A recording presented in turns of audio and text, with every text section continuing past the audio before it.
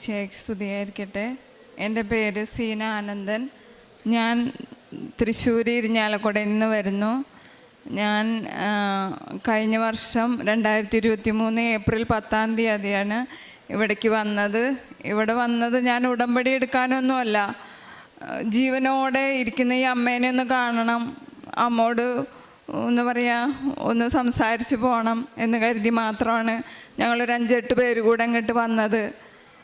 വന്നു കഴിഞ്ഞ് ഇവിടുത്തെ സാക്ഷ്യങ്ങളൊക്കെ കേട്ട് കഴിഞ്ഞപ്പോൾ ഉടമ്പടി എടുക്കണമെന്ന് തോന്നി. ജോസഫ് അച്ഛൻ്റെ ക്ലാസ് കേട്ടപ്പോൾ ഈ ഉടമ്പടി എന്ന് പറയുന്നത് നിത്യതയോട് ചേർന്ന് നിൽക്കുന്ന ഒരു സംഭവമാണെന്ന് എനിക്ക് തോന്നി. ഹിന്ദുവായ ഞാൻ 20 വർഷത്തിലേറെയായി ഈശോയുടെ സ്നേഹത്തിലേക്ക് വന്നിട്ട്. അപ്പോൾ ഹിന്ദു ആയതുകൊണ്ട് ബൈബിളൊക്കെ വായിക്കുമ്പോൾ ഈശോ പല ഭാഗങ്ങളിലും കടുകുമണിയോടും അതുപോലെ തന്നെ വയലിനോടും രത്നങ്ങളോടും ഒക്കെ സ്വർഗത്തെ ഉപമിക്കുന്നുണ്ട്. അപ്പോൾ അതൊക്കെ കേൾക്കുമ്പോൾ സംശയമാണ്, ഞാൻ പോവോ, എൻ്റെ പ്രിയപ്പെട്ടവർക്ക് സ്വർഗം കാണാൻ പറ്റുമോ എന്നുള്ളതൊക്കെ. അപ്പോൾ ഇവിടെ ഈ ഉടമ്പടി കേട്ടപ്പോൾ പരിശുദ്ധ അമ്മയോട് ഞാൻ പറഞ്ഞു, അമ്മേ, ഞാനും എനിക്ക് പ്രിയപ്പെട്ടതായ കുറച്ച് പേരുണ്ട് ഹിന്ദുക്കളായിട്ട്, അമ്മേനെ ഈശോനെ കട്ടയ്ക്ക് വിശ്വസിച്ച് ജീവിക്കുന്നവർ, സഹനത്തിൻ്റെ തീച്ചൂളയിൽ കിടന്നിട്ടും ഈശോയെ പഴിക്കാതെയും പഴി പറയാതെയും ജീവിക്കുന്ന ഒരു പറ്റം കൂട്ടുകാരെനിക്കുണ്ട്. കൂട്ടുകാരും സ്വന്തക്കാരും ഒക്കെ ഉണ്ട്. അവർക്കൊക്കെ വേണ്ടി ഞാനിവിടെ ഉടമ്പടി എടുക്കാൻ വന്നിരിക്കുക. എൻ്റെ നിയോഗങ്ങൾ എനിക്ക് ഒരെണ്ണെങ്കിലും സാധിച്ചു തന്നാൽ മതി. പിന്നെ ഉടമ്പടി എടുത്ത് പ്രാർത്ഥിക്കാനോ അല്ലെങ്കിൽ നിയോഗം വെച്ച് കാര്യങ്ങൾ സാധിക്കാനോ അങ്ങനത്തെ ആഗ്രഹമൊന്നും എനിക്കില്ല. അതുകൊണ്ട് ഞാൻ ഒരിക്കലും നടക്കാത്ത ഒരാഗ്രഹം ഞാൻ മാതാവിനോട് പറഞ്ഞു. കാരണം ഞാൻ 5 വർഷത്തിലധികമായിട്ട് ആഗ്രഹിക്കുന്ന അത്രയും വലിയൊരാഗ്രഹം, നിയോഗത്തിൽ വയ്ക്കാത്ത അനുഗ്രഹങ്ങളാണ് മാതാവ് എനിക്ക് ഏറ്റവും മുന്നേ ചെയ്തു തന്നത്. ഞാനിവിടെ നിൽക്കുമ്പോൾ ഞാനൊരു ഉടമ്പടിക്ക് മാത്രമായിട്ട് വന്നതല്ല എന്നും എൻ്റെ ജീവിതത്തിൽ ഈശോയെ മാതാവും ഒരിക്കലും വൈദ്യശാസ്ത്രത്തിന് പോലും സംഭവിക്കാൻ പറ്റാത്ത ഒരു കാര്യം എനിക്ക് നടത്തി തന്നിട്ടാണ് ഞാൻ ഈശോയുടെ സ്നേഹത്തിൽ ഇപ്പോഴും നിലനിൽക്കുന്നത്. അങ്ങനെ 15 കൊല്ലം മുൻപ് എനിക്ക് തലച്ചോറിൽ TB വന്ന് എൻ്റെ 96% തലച്ചോറും ഫംഗസ് വന്ന് പോയതാണ്. എൻ്റെ ഈ ഒരു വശം തളർന്നതാണ്. ഞാനെല്ലാം 2ആയിട്ടാണ് കണ്ടിരുന്നത്. എനിക്ക് കേൾക്കാൻ പറ്റിയിരുന്നില്ല. ഞാൻ കൊഞ്ഞച്ചാണ് സംസാരിച്ചിരുന്നത്. വെറും 3 ദിവസത്തെ ആയുസ് പറഞ്ഞിട്ട് ഡോക്ടർമാരെന്നെ വെറുതെ മെഡിക്കൽ കോളേജിൽ കിടത്തിയിരിക്കുന്നു. 3 ദിവസം കഴിഞ്ഞിട്ട് മരിക്കുന്നില്ല, ഒരാഴ്ച കഴിഞ്ഞിട്ട് മരിക്കുന്നില്ല, 2 ആഴ്ച കഴിഞ്ഞിട്ട് മരിക്കുന്നില്ല, 26 ദിവസം 28 ദിവസം കഴിഞ്ഞിട്ട് ഞാൻ മരിക്കുന്നില്ല. ഇതെന്തുകൊണ്ടാണ് ജീവിച്ചിരിക്കുന്നതെന്ന് അറിയില്ല, എന്തുകൊണ്ടാണ് മരിക്കാത്തതെന്നും ഡോക്ടർമാർക്ക് അറിയുന്നില്ല. പാവം എൻ്റെ ഒരമ്മ മാത്രമാണ് എനിക്ക് പ്രാർത്ഥിക്കാനുള്ളത്. എൻ്റെ അമ്മ മാത്രം അറിഞ്ഞിട്ടില്ല ഞാൻ 3 ദിവസം ജീവിച്ചിരിക്കുള്ളൂ എന്ന്. അങ്ങനെ എൻ്റെ അമ്മയുടെ പ്രാർത്ഥനയിലൂടെയും മറ്റനേകം പേരുടെ പ്രാർത്ഥനയിലൂടെയും ഇന്ന് 15 വർഷമായിട്ട് ഞാൻ ജീവിച്ചിരിക്കുന്നു. 3 ദിവസം മാത്രം ജീവിച്ചിരിക്കുള്ളൂ എന്ന് പറഞ്ഞാൽ വൈദ്യശാസ്ത്രത്തെ തോൽപ്പിച്ചുകൊണ്ട് കുറേശ്ശെ കാണാൻ തുടങ്ങി, കേൾക്കാൻ തുടങ്ങി. ഒരു വശം വലത്തുവശം ശരിയായി തുടങ്ങി. ഇപ്പോഴും അന്നത്തെ അനുഭവം ഇന്ന് നിങ്ങൾക്കും കാണിച്ചു തരാൻ വേണ്ടിയിട്ടായിരിക്കും ഈശോ എൻ്റെ 4 വിരലുകൾ മടക്കി വെച്ചിരിക്കുകയാണ്. ഒരൊറ്റ വിരലിൻ്റെ തള്ളവിരലിൻ്റെ ബാലൻസിലാണ് എൻ്റെ വലത്തുകാല് ചലിക്കുന്നതും ഞാൻ നടക്കുന്നതും ഒക്കെ. അതുപോലെ എൻ്റെ സാക്ഷ്യത്തിലേക്ക് വരാം. ആ വയ്യായ വന്നത് മൂലം എനിക്ക് യൂറിനറി ഇൻഫെക്ഷൻ, എൻ്റെ ശരീരം ഫുള്ളും പഴുത്തു, ഉള്ളും പുറം ഫുള്ളും പഴുത്ത് ചീഞ്ഞ ഒരു മാംസ കഷ്ണമായിരുന്നു ഞാൻ.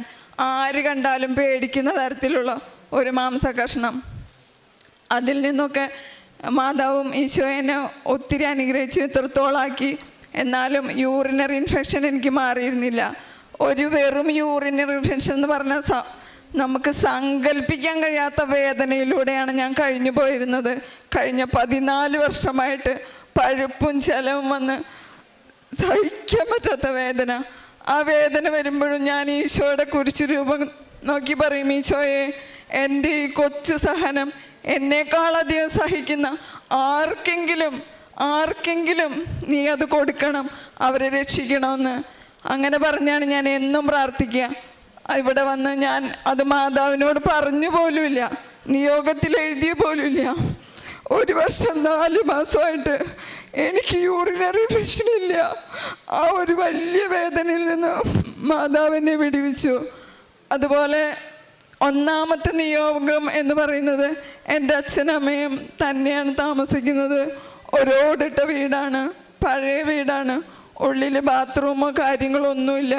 ഈ കൊറോണ വന്നേപ്പന്നെ എനിക്ക് ഈശോയോട് പറയാനുള്ളത്, എൻ്റെ അച്ഛനമ്മയ്ക്കും ഒരു ഹാളും ഒരടുക്കളയും ഉള്ളിലൊരു ബാത്റൂമും കൈ കഴുകാനായിട്ടൊരു സിങ്കും വാഷിംഗ് ബേസിനുള്ള ഒരു കൊച്ചു വീട് നൽകണേ ഈശോയെ എന്നായിരുന്നു 5 വർഷം ഞാൻ പ്രാർത്ഥിച്ചു.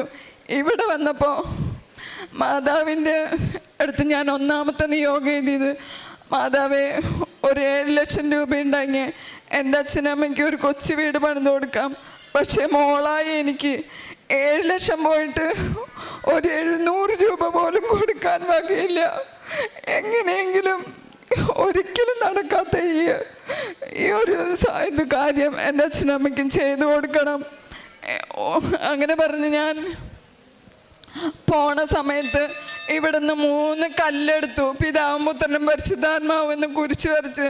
ഞാൻ പറഞ്ഞു ഒരിക്കലും നടക്കില്ല, പക്ഷെ ഞാൻ വിശ്വസിക്കുന്ന അമ്മേ, എനിക്കും ഇവിടെയുള്ളവർക്കൊക്കെ ഇത്രയും രോഗസൗഖ്യ അത്ഭുതം മാതാവിന് ഈശോയ്ക്കും ചെയ്യാൻ പറ്റുമെങ്കിൽ എൻ്റെ അച്ഛനമ്മയ്ക്കും ഇത് ചെയ്തു തരാനായിട്ട് സാധിക്കുമെന്ന്. അങ്ങനെയാണെങ്കിൽ തറക്കല്ലിടുമ്പോൾ ഈ കല്ല് വെച്ചായിരിക്കും ആ ഭവനം പണിയാന്ന്. അങ്ങനെ 3 മാസത്തിനുള്ളിൽ ലൈഫ് മിഷൻ പദ്ധതിയുടെ എൻ്റെ അച്ഛനമ്മയ്ക്കും ലോൺ പാസ്സായി. ഒരിക്കലും നടക്കാത്ത സംഭവമാണത്. കാരണം ഒത്തിരിയേറെ താഴ്ന്ന വിഭാഗത്തിലുള്ള ആൾക്കാർ താമസിക്കുന്ന സ്ഥലത്താണ് എൻ്റെ അച്ഛനമ്മയും താമസിക്കുന്നത്. അവർക്ക് പോലും കിട്ടാത്ത സ്ഥാനത്ത് എൻ്റെ അച്ഛനമ്മയ്ക്കും ആ ഭവനത്തിനുള്ള പണിയാനുള്ള അനുമതി കിട്ടി. 1ാമത്തെ ഉടമ്പടി ഞാനിവിടെ പുതുക്കാൻ വരുമ്പോൾ തറ പണിതിട്ടാണ് ഞാൻ ഇങ്ങോട്ട് വന്നത്. അമ്മയുടെ കല്ലും കാശുരൂപമൊക്കെ വെച്ച് തറ പണിത് കഴിഞ്ഞു. ഇപ്പോൾ എല്ലാ പണിയും പൂർത്തിയാക്കി ഈശോ തന്നു. ഈ സ്വർഗാരോഹണ തിരുനാളിൻ്റെ അന്ന് ആ വീട്ടിലേക്ക് താമസം മാറ്റിയാണ് എൻ്റെ അച്ഛനമ്മയും.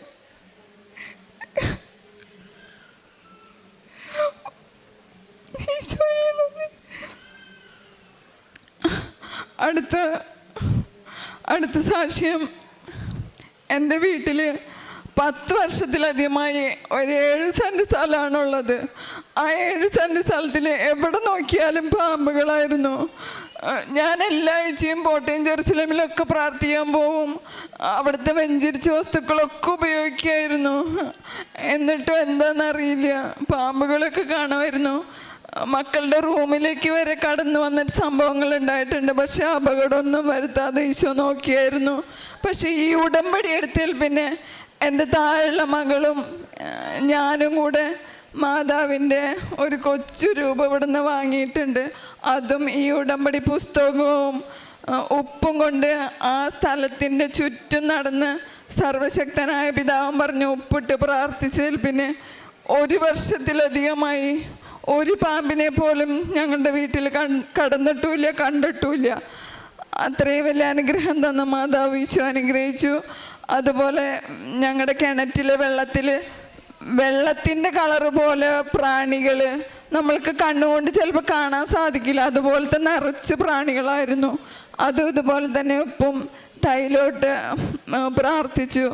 വെള്ളം പിന്നെ അങ്ങനത്തെ അണുക്കളുകളെ കണ്ടിട്ടില്ല. അങ്ങനെ അനുഗ്രഹിച്ചു. പിന്നെ എൻ്റെ മകൻ BVOC MLT മെഡിക്കൽ ലാബ് ടെക്നീഷ്യൻ്റെ കോഴ്സാണ് അവൻ എഴുതിയത്. അത് 1 വർഷമായിട്ട് അവൻ്റെ റിസൾട്ട് വന്നു, അവൻ്റെ സർട്ടിഫിക്കറ്റ് കിട്ടുന്നില്ല. അപ്പോൾ എല്ലാവരും ജോലിക്കും വേറെ പഠിക്കാനൊക്കെ പോയപ്പോഴും അവന് മാത്രം വീട്ടിലിരുന്ന് ആകെ ടെൻഷനായി. കഴിഞ്ഞ പ്രാവശ്യം പുതുക്കാൻ വന്നപ്പോൾ ഞാൻ മാതാവിൻ്റെ അടുത്ത് പറഞ്ഞു, മാതാവേ അടുത്ത പ്രാവശ്യം പുതുക്കാൻ വരുമ്പോഴത്തേനും മോൻ്റെ സർട്ടിഫിക്കറ്റ് ഒന്ന് വാങ്ങി തരണേന്ന്. 1 മാസം തികച്ചായില്ല, അവൻ്റെ സർട്ടിഫിക്കറ്റ് വന്നു. ചെറുതാണെങ്കിലും അവനൊരു ജോലിയും കൊടുത്ത് മാതാവ് അവനെ അനുഗ്രഹിച്ചു.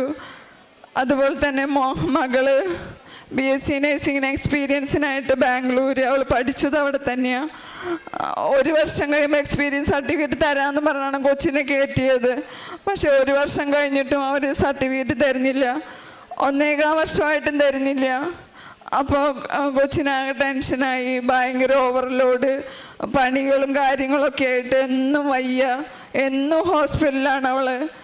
അപ്പം ഞാൻ കഴിഞ്ഞ പ്രാവശ്യം ഇവിടെ വന്ന് മാതാവിൻ്റെ അടുത്ത് വന്ന് പ്രാർത്ഥിച്ചു. അതുപോലെ തന്നെ പ്രാർത്ഥിച്ച് 1 മാസം എത്തുന്നതിന് മുമ്പ് തന്നെ അവൾക്ക് എക്സ്പീരിയൻസ് സർട്ടിഫിക്കറ്റും കിട്ടി. അവളിപ്പോൾ നാട്ടിലുണ്ട്. ഇതുപോലെ ചെറുതും വലുതുമായ ഒത്തിരി അനുഗ്രഹങ്ങൾ മാതാവ് എൻ്റെ ജീവിതത്തിൽ തന്നിട്ടുണ്ട്.